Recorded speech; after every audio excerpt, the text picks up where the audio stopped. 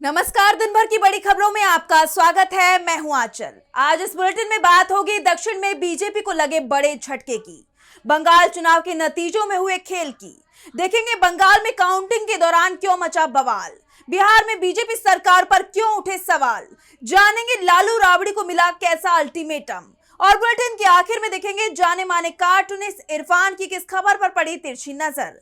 लेकिन दिन भर की तमाम बड़ी खबरों से पहले एक नजर आज की सुर्खियों पर। बिहार में जल्द होगा मंत्रिमंडल का विस्तार, बीजेपी जेडीयू के बीच तय किया गया 16 मंत्रियों का फॉर्मूला। पीएम मोदी और अमित शाह की मौजूदगी में गांधी मैदान में होगा भव्य समारोह। पूर्व सांसद प्रियंका चतुर्वेदी ने सिस्टम पर बोला तीखा हमला, कहा सिर्फ जनता के गुस्से पर जागती है सरकारें, शोषण के मामले में न्याय प्रणाली और पुलिस जांच पर उठाए कड़े सवाल। सुप्रीम कोर्ट का ट्रांसजेंडर संशोधन एक्ट पर केंद्र राज्य को नोटिस, 6 हफ्ते में मांगा जवाब। विपक्ष का आरोप, पहचान खुद तय करने का अधिकार छीनता है संशोधन विधेयक। बारामती उपचुनाव में सुनेत्रा पवार की हुई एकतरफा जीत, 2,18,930 वोटों से जीती डिप्टी सीएम, कहा यह अंत नहीं शुरुआत है। और हरे निशान पर बंद हुआ शेयर बाजार, 355 अंकों की बढ़त के साथ 77,269 पर बंद हुआ सेंसेक्स। वहीं 121 अंकों की तेजी के साथ 24,119 पर बंद हुआ निफ्टी। ये तो थी सुर्खियां। अब बात आज की सबसे बड़ी खबर की। असम, पश्चिम बंगाल, तमिलनाडु, केरलम और पुदुचेरी में सरकार किसकी बनेगी, इसे लेकर तस्वीर अब साफ होती दिखाई दे रही है। दक्षिणी राज्यों में बीजेपी को कहीं जीत हासिल हुई है तो कहीं बड़ा झटका भी मिला है। कांग्रेस के लिए भी ये चुनाव काफी अहम रहा, क्योंकि 2 राज्यों में सत्ता परिवर्तन भी दिखाई दिया, जिसके बाद कहीं जश्न का माहौल है तो कहीं निराशा की लहर भी दिखाई दी। तो क्या रहे इस चुनाव के नतीजे, आइए जानते हैं इस रिपोर्ट में। असम से लेकर केरलम तक विधानसभा चुनाव के नतीजे लगभग सामने आ गए हैं। जनता ने अपना फैसला सुना दिया है और अगले 5 साल के लिए अपनी सरकार चुन ली है। सबसे पहले बात करें दक्षिणी राज्यों की, तो यहाँ बीजेपी को बड़ा झटका लगा है। तमिलनाडु और केरलम दोनों ही राज्यों में पार्टी अपने पैर जमाने में फेल हो गई, जबकि केरलम में कांग्रेस के गठबंधन को बड़ी जीत हासिल हुई है और सबसे ज्यादा सीटों पर जीत हासिल करने के साथ वहां कांग्रेस नंबर 1 पार्टी बनकर उभरी है। आंकड़ों के मुताबिक केरलम की 140 सीटों में बहुमत का आंकड़ा 71 का है और कांग्रेस के नेतृत्व वाले गठबंधन यूडीएफ को 100 सीटों पर जीत मिली है। सीपीएम के नेतृत्व वाले गठबंधन एलडीएफ को 35 सीटें मिली हैं। बीजेपी को सिर्फ 3 सीटों पर जीत मिली है, यानी एलडीएफ की सरकार जा रही है। हालांकि मौजूदा सीएम पिनरई विजयन अपनी धर्मादम की सीट बचाने में जरूर कामयाब रहे, लेकिन उनकी सरकार के अधिकांश मंत्रियों को हार मिली है। कांग्रेस 63 सीटों के साथ सबसे बड़ी पार्टी बनी है। इसके बाद बात करें तमिलनाडु की, तो यहाँ भी बीजेपी कोई कमाल नहीं दिखा पाई। यहाँ की जनता पर पीएम मोदी का मैजिक काम नहीं आया। एआईडीएमके, जिसके साथ बीजेपी ने गठबंधन किया था, वो गठबंधन तीसरे नंबर पर आया है। सत्तारूढ़ डीएमके को भी निराशा हाथ लगी है। मुख्यमंत्री एमके स्टालिन अपनी सीट तक नहीं बचा पाए। कोलाथूर में उन्हें हार का सामना करना पड़ा, लेकिन सबसे ज्यादा चौंकाया एक्टर विजय की पार्टी टीवीके ने, जो सरकार बनाने के करीब पहुंच गए हैं। उनकी पार्टी को सबसे ज्यादा सीटें मिली हैं।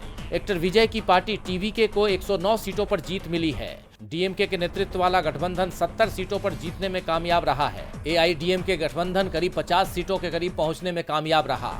इधर चुनाव नतीजे आने से पहले ही टीवीके के प्रमुख विजय के पिता एसए चंद्रशेखर ने कांग्रेस की तरफ दोस्ती का हाथ बढ़ाया है। उसे सरकार बनाने के लिए गठबंधन का न्योता दिया है, यानी तमिलनाडु में टीवीके के साथ कांग्रेस की गठबंधन सरकार बन सकती है। ऐसे में यहाँ सरकार बनाने के लिए नया गठबंधन बनता दिखाई दे रहा है। दक्षिण के इन राज्यों में भले ही बीजेपी मुश्किल से अपना खाता खोल पाई है, लेकिन पुदुचेरी में वो सरकार दोहराएगी। यहाँ बीजेपी के साथ एनआर कांग्रेस की सरकार फिर बनेगी। एन रंगास्वामी 5वीं बार सीएम बनने जा रहे हैं और असम में भी बीजेपी की ही सत्ता लौटेगी। हिमंता विश्व शर्मा के नेतृत्व में बीजेपी ने अकेले अपने दम पर बहुमत हासिल कर लिया है। बीजेपी 80 से ज्यादा सीटें जीतने में कामयाब रही है, जबकि गठबंधन में ये आंकड़ा 100 तक पहुंच गया है। कांग्रेस के गौरव गोगोई को जोरहाट सीट से हार का सामना करना पड़ा है। 5 राज्यों के नतीजे आ गए हैं, लेकिन सबसे ज्यादा सुर्खियों में बंगाल ही बना हुआ है। बंगाल में काउंटिंग के दौरान बीजेपी और टीएमसी के बीच कड़ी टक्कर देखने को मिली। पहले बीजेपी को बढ़त की खबर सामने आई, मगर धीमी काउंटिंग और सभी सीटों के आंकड़े जारी न किए जाने को लेकर टीएमसी ने लगातार चुनाव आयोग को घेरा। ममता बनर्जी ने इसे बीजेपी की साजिश बताया और भवानीपुर के काउंटिंग सेंटर भी पहुंच गई। तो बंगाल में किसकी बन रही है सरकार, जानने के लिए देखिए रिपोर्ट। पश्चिम बंगाल में अब तक का सबसे आक्रामक चुनाव देखने को मिला। जहां सुबह वोटों की गिनती शुरू होते ही पूरे राज्य का सियासी माहौल गरमाया रहा और अब राज्य की तस्वीर साफ हो गई है। राज्य की 294 सीटों में से 293 सीटों पर काउंटिंग कराई गई, जिसमें बीजेपी को 2/3 से ज्यादा सीटों पर जीत मिलती दिखाई दे रही है। बीजेपी 190 से ज्यादा सीटें जीतकर सरकार बनाने की तैयारी में है। वहीं सत्ताधारी तृणमूल कांग्रेस यानी टीएमसी 100 सीटों की संख्या तक भी नहीं पहुंच पाई है। बाकी दल साफ हो गए हैं। काउंटिंग के दौरान जबरदस्त हलचल मची रही। टीएमसी ने काउंटिंग में हेराफेरी के आरोप लगाए। ममता ने पार्टी के लोगों के लिए वीडियो जारी कर कहा कि कोई भी काउंटिंग एजेंट और उम्मीदवार अपने वोटिंग एरिया को छोड़कर न जाए। स्ट्रॉन्ग रूम में जो काउंटिंग चल रही है उस जगह को कोई भी छोड़कर ना जाए। ये बीजेपी की एक साजिश है। मैं कल से ही कह रही हूँ कि पहले 2-3 राउंड में वो अपने वोट दिखाएंगे और फिर हमारे। এটা বিজেপির প্ল্যান। প্রথম 2-3 রাউন্ডে আমি কালকে থেকেই বলছি। टीएमसी की तरफ से कहा गया कि चुनाव आयोग की वेबसाइट पर नतीजे अपलोड नहीं किए जा रहे हैं। काउंटिंग को बेहद धीमा कर दिया गया है। जहां बीजेपी के उम्मीदवार जीतने की स्थिति में थे वहां तेजी से काउंटिंग कराई गई और जहां टीएमसी मजबूत थी वहां शाम तक 1 या 2 राउंड की ही काउंटिंग कराई गई। और यही कारण है कि चुनाव आयोग ने भी कह दिया है कि सभी नतीजे देर रात तक ही जारी हो पाएंगे। बंगाल की जनता और पूरे देश की नजरें अब अंतिम नतीजों पर टिकी हुई हैं। ममता बनर्जी ने अब मोर्चा खोल दिया है। जगह जगह गड़बड़ी और हिंसा की खबरों को देखते हुए वो खुद मैदान में उतर गई हैं। दरअसल बंगाल में काउंटिंग के दौरान कई जगहों पर हिंसक झड़प की खबर सामने आई। इस बीच बीजेपी कार्यकर्ता सीएम ममता बनर्जी के घर के बाहर भी पहुंच गए, तो दूसरी तरफ सुप्रीम कोर्ट ने हिंसा को लेकर दायर याचिका पर बड़ी टिप्पणी भी कर दी। तो क्या है पूरी खबर, जानेंगे इस रिपोर्ट में। पश्चिम बंगाल में काउंटिंग के दौरान भयंकर बवाल देखने को मिला। बीजेपी और टीएमसी कार्यकर्ता कई सीटों पर उलझते हुए नजर आए, जिसने राज्य का सियासी पारा हाई कर दिया। दरअसल बांकुड़ा यूनिवर्सिटी के काउंटिंग सेंटर के बाहर बीजेपी और टीएमसी कार्यकर्ताओं के बीच भिड़ंत और पथराव की खबरें आई, जिसके बाद पुलिस को लाठियां तक बरसानी पड़ी। वहीं आसनसोल इंजीनियरिंग कॉलेज स्थित मतगणना केंद्र के पास भी झड़प के दौरान कुर्सी और गाड़ियों में तोड़फोड़ की गई। इसके अलावा कूच बिहार में भी टीएमसी और बीजेपी वर्कर्स में झड़प की खबर सामने आई। और इतना ही नहीं, काउंटिंग से पहले भवानीपुर विधानसभा क्षेत्र के सखावत मेमोरियल स्कूल में काउंटिंग सेंटर के बाहर टीएमसी और बीजेपी के काउंटिंग एजेंटों के बीच भी बहस की खबर सामने आई थी। इन सब के अलावा कुछ नारेबाजी की घटनाएं भी सामने आई। इस बीच बीजेपी कार्यकर्ता कोलकाता में मुख्यमंत्री ममता बनर्जी के घर के बाहर पहुंचे और वहां उन्होंने जय श्री राम के नारे लगाए, जिसका वीडियो भी खूब वायरल हो रहा है।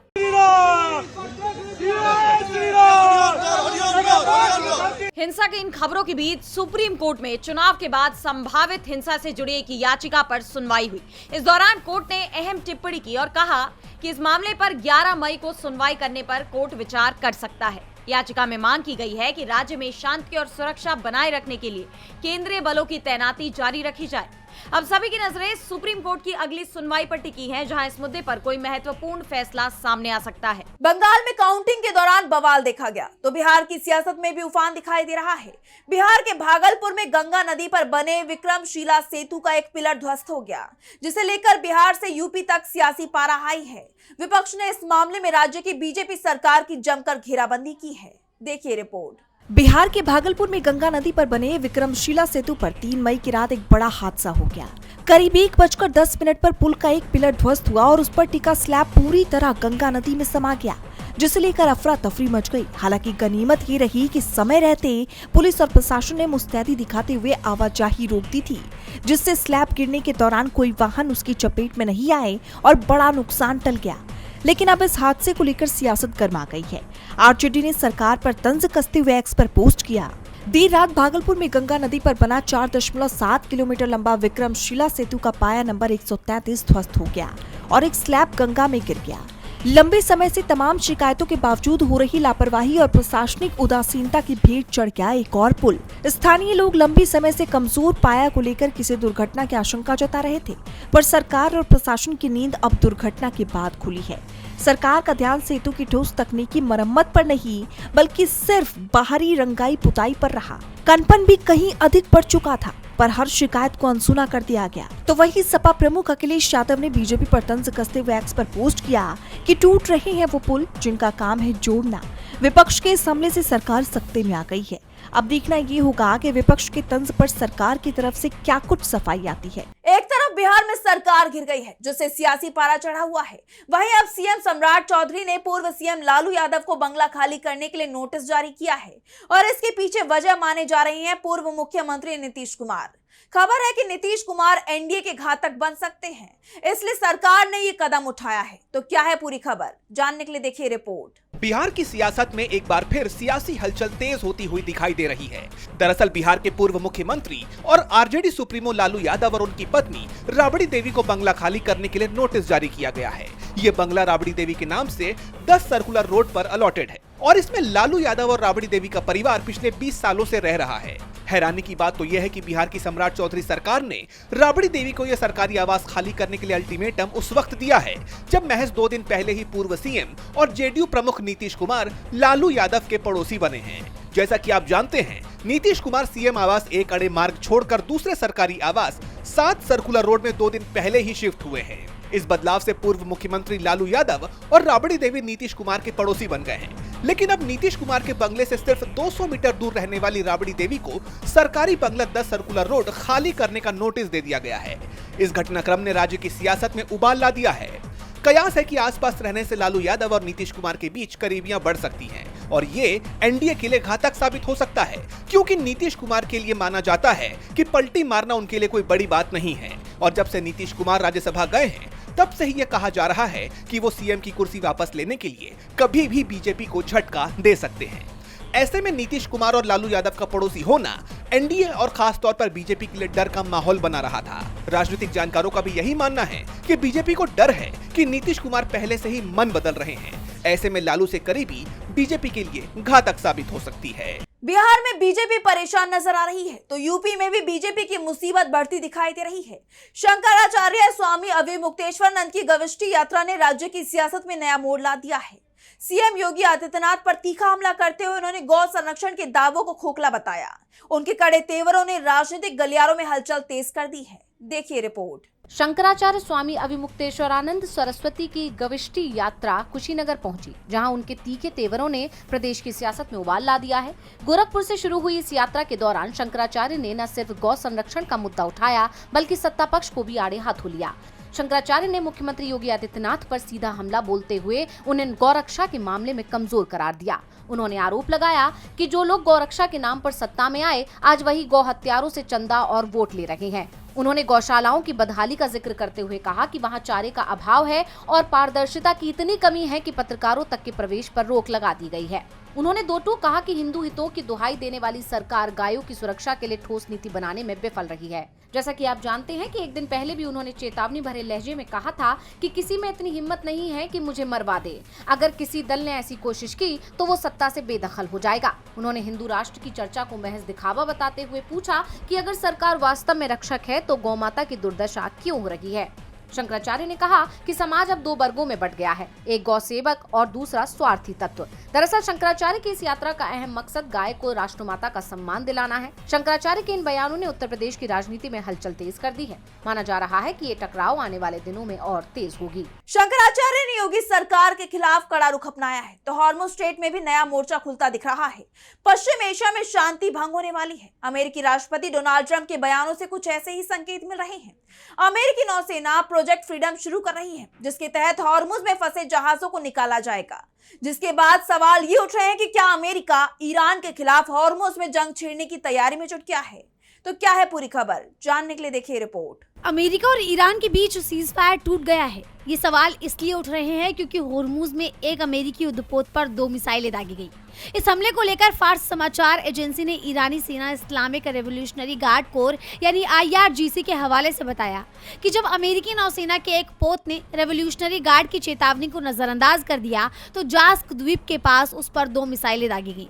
ये हमला ऐसे वक्त में हुआ जब अमेरिकी राष्ट्रपति डोनाल्ड ट्रंप ने ईरान के 14 सूत्रीय नए प्रस्ताव को ठुकराते हुए हॉर्मुज में एक बड़े मिशन का ऐलान कर दिया। ट्रंप ने प्रस्ताव को लेकर कहा कि ये स्वीकार करने लायक नहीं है। साथ ही ट्रुथ सोशल पर घोषणा की कि जिन देशों का मध्य पूर्व में चल रहे विवाद से लेना देना नहीं है, ऐसे कई देशों ने हॉर्मुज स्ट्रेट से अपने जहाजों को बाहर निकालने के लिए मदद मांगी है। हमने इन देशों से साफ कहा है कि हम उनके जहाजों को सुरक्षित तरीके से बाहर निकालेंगे। ये प्रक्रिया प्रोजेक्ट फ्रीडम के तहत शुरू होगी, लेकिन अगर इस मानवीय काम में किसी तरह की रुकावट डाली गई तो उसका सख्ती से जवाब दिया जाएगा। इस मिशन में 15,000 सैनिक और 100 से ज्यादा जल और थल आधारित विमान शामिल होंगे।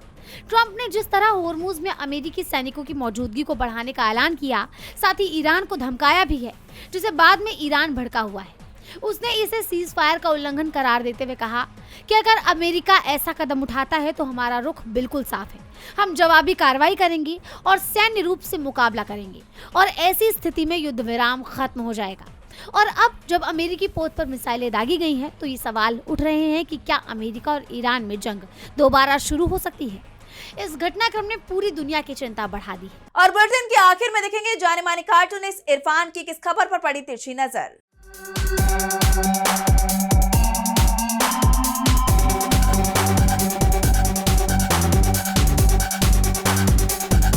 आखिर जो कहा था एग्जिट पोल ने वही सही हुआ। जैसा कि नतीजे आए हैं वो चौंकाने वाले भी हैं।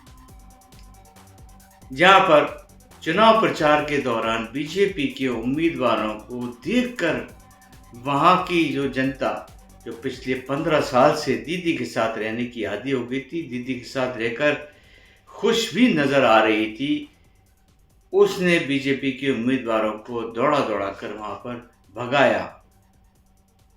उनके साथ में उनके प्रचार को उन्होंने मंजूर नहीं किया।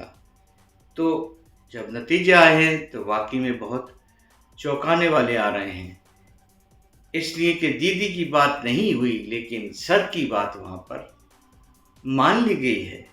इसका मतलब यह है कि मोदी है तो मुमकिन है भी हो गया।